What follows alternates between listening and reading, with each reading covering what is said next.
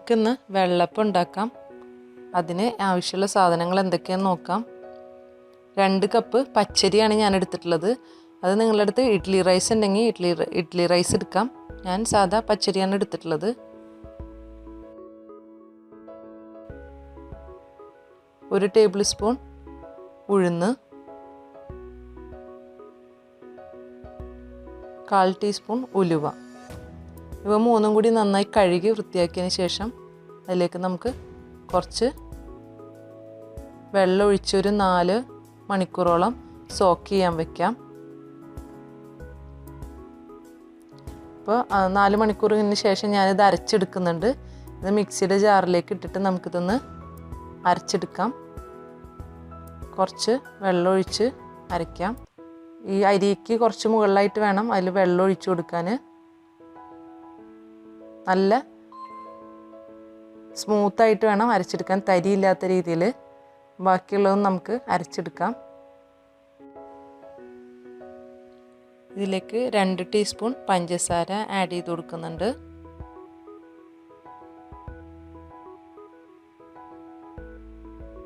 നമുക്ക് ഈ അരിയൊന്ന് മുങ്ങുന്ന രീതിയിൽ വെള്ളമൊഴിച്ച് അരച്ചെടുക്കാം. നല്ല ഫൈനായി അരച്ചെടുക്കണം, തരിയൊട്ടും പാടില്ല. ഈ അരച്ച മാവിൽ നിന്ന് ഒരു 2 ടീസ്പൂൺ ഞാനൊരു പാത്രത്തിലേക്ക് ഒഴിക്കുന്നുണ്ട്. ഇതൊന്ന് കുറുക്കിയെടുക്കാൻ വേണ്ടിയിട്ടാണ്. 2 ടീസ്പൂൺ അതിലേക്ക് ഒഴിച്ചിട്ട് കുറച്ച് നല്ല ലൂസായിട്ട് ആവുന്ന രീതിയിൽ കുറച്ച് വെള്ളം ഒഴിച്ചു കൊടുത്ത് നമുക്കിതൊന്ന് അടുപ്പത്ത് വെച്ച് കുറുക്കിയെടുക്കാം.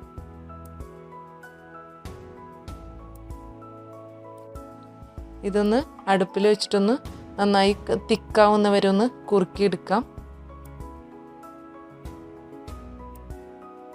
ഇപ്പം തിക്കായി വരുന്നുണ്ട്.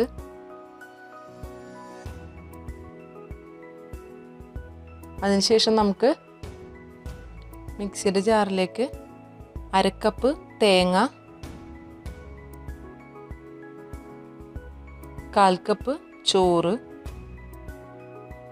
പിന്നെ ഞാൻ ഇതിൽ ചേർക്കുന്നത് തേങ്ങയുടെ വെള്ളമാണ്. അത് നിങ്ങൾക്ക് തേങ്ങയുടെ വെള്ളം കിട്ടുമെങ്കിൽ നിങ്ങൾ ചേർക്കുന്നത് നല്ലതായിരിക്കും. ഞാൻ ഇതിലേക്ക് ഈസ്റ്റും ബേക്കിംഗ് സോഡ ഒന്നും ചേർക്കുന്നില്ല.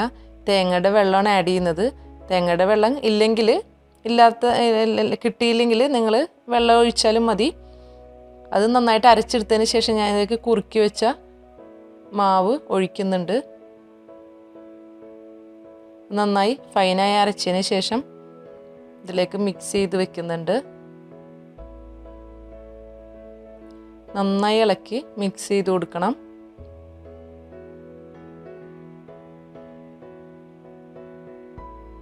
തേങ്ങയുടെ വെള്ളം കിട്ടുകയാണെന്നുണ്ടെങ്കിൽ നിങ്ങൾ അരയ്ക്കാൻ ആ വെള്ളം യൂസ് ചെയ്താൽ മതിയാവും.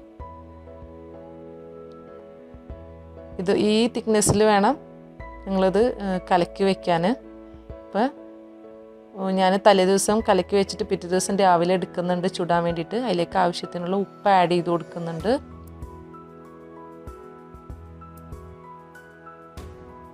ചട്ടി ചൂടായതിന് ശേഷം അതിലേക്ക് ഒഴിച്ച് നമുക്ക് ഇത് ചുട്ടെടുക്കാം.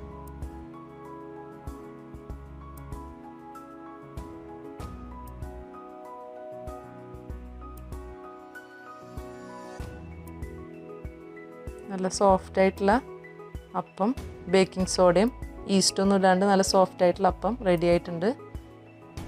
നമുക്കൊന്നുകൂടിയും ചുട്ടെടുക്കാം.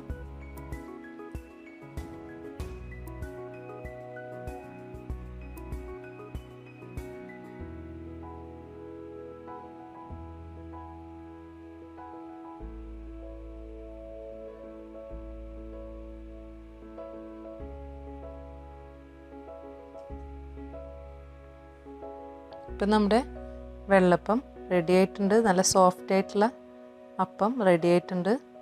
എല്ലാവരും ട്രൈ ചെയ്ത് നോക്കുക.